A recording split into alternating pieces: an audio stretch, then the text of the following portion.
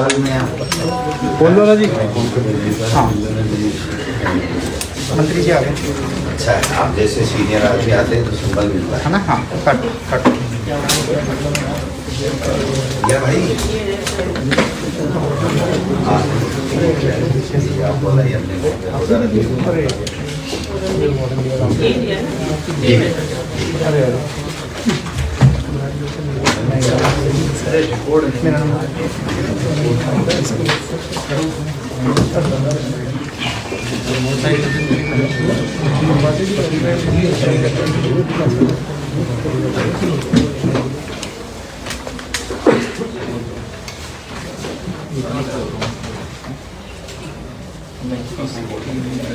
नमस्कार।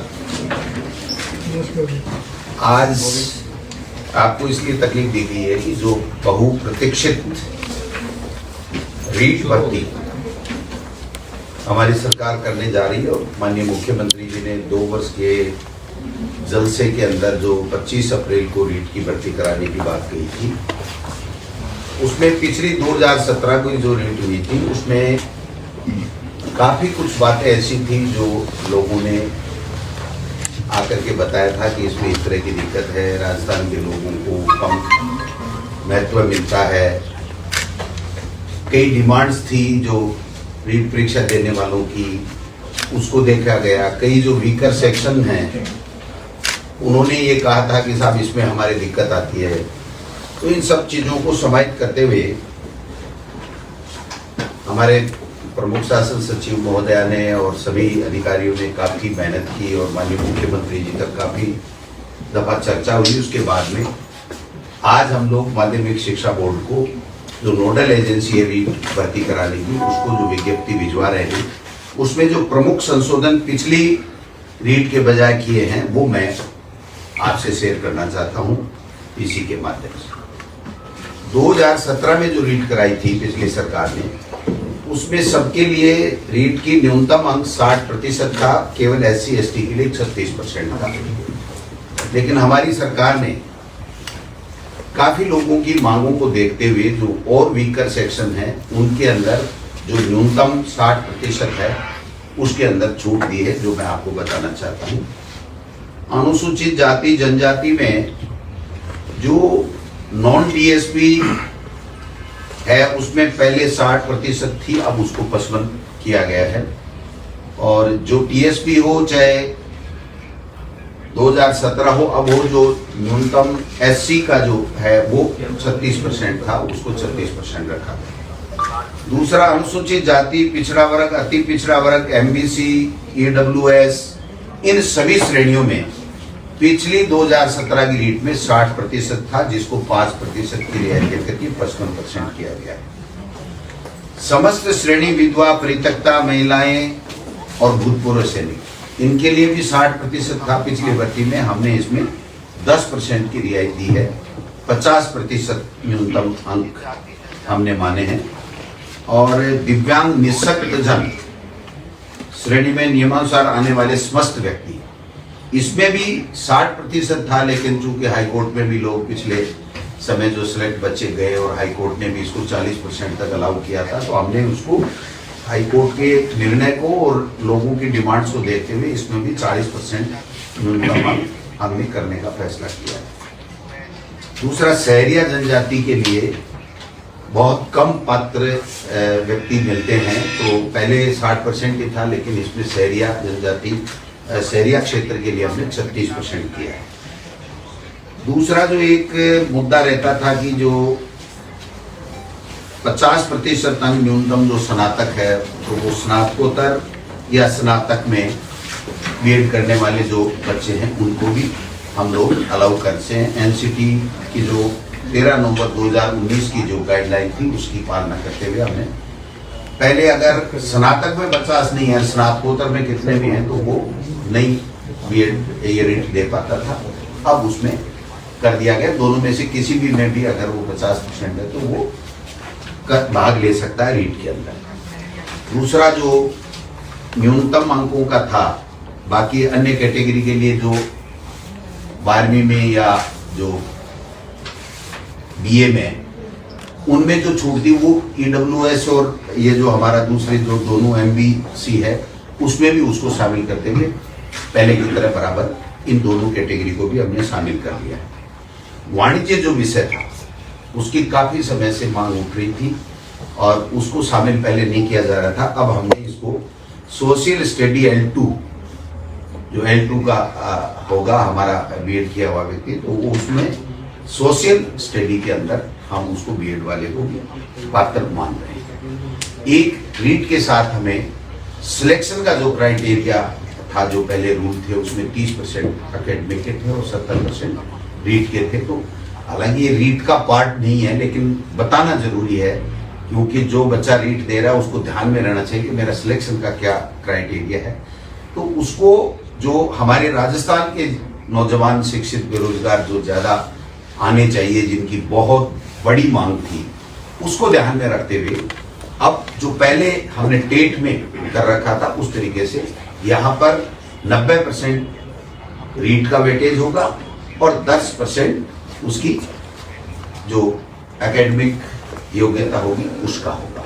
तो ये 30% पिछली सरकार के समय था, जिससे काफी ये शिकायतें आई थी और काफी फर्जी डिग्री लेकर के बाहर के लोग भी आ गए थे। तो मैं समझता हूँ राजस्थान के लोगों को ज्यादा से ज्यादा वेटेज मिले, इसके लिए भी हमने किया है।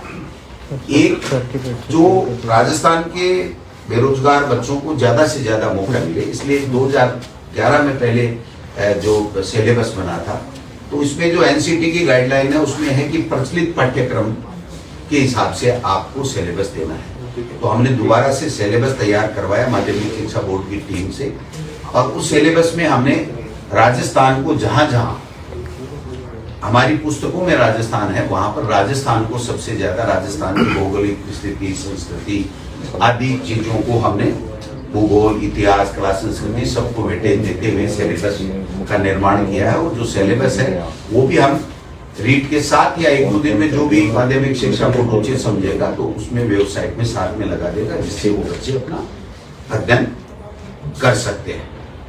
बाकी जो मोटा मोटी चीज है, एक बात कंफ्यूजन चल रहा था कि B.Ed वालों को L1 और L2 दोनों में लिया जाएगा, नहीं लिया जाएगा। तो NCT की गाइडलाइन का हमने अच्छे तरीके से अध्ययन किया है, उसमें राज्य सरकार के ऊपर छोड़ा गया है। और एक शर्त ये भी है कि अगर कोई B.Ed किया हुआ व्यक्ति L1 देता है तो उसको 2 साल के अंदर अंदर ब्रिज कोर्स करना पड़ेगा 6 महीने का, और वो ब्रिज कोर्स उस संस्था से करेगा जो NCT के द्वारा मान्यता प्राप्त संस्था होगी।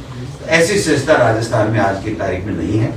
और B.Ed के बच्चों को चूंकि फर्स्ट ग्रेड में, व्याख्याता में, सब में मौका मिलता है, तो BSTC के बच्चों को केवल L1 में मौका मिलता है। तो जब राज्य सरकार का क्षेत्राधिकार पे उनके विवेक के ऊपर छोड़ा गया, तो इसलिए राज्य सरकार ने दोनों वर्गों का ध्यान रखते हुए BSTC के बच्चों का वो जो DLED जिसको बोलते हैं उसका भी ध्यान रखा है और B.Ed वालों का भी ध्यान रखा है। तो L1 है उसमें केवल DLED यानी BSTC के बच्चे आएंगे और L2 में B.Ed वाले बच्चे आएंगे। एक और महत्वपूर्ण निर्णय मैं इस मौके पर मैम को भी धन्यवाद देना चाहूंगा कि जब बोर्ड से फाइल आई कि साहब 1.5 या 2 के लगभग उन्होंने फीस कर ली थी, तो इनका ये सुझाव था कि मंत्री महोदय हमको कोरोना के समय ध्यान रखना चाहिए और इस फीस को नहीं बढ़ाना चाहिए। तो हमने ये फैसला किया है कि 2017 में जो रीट में जो बच्चों के लिए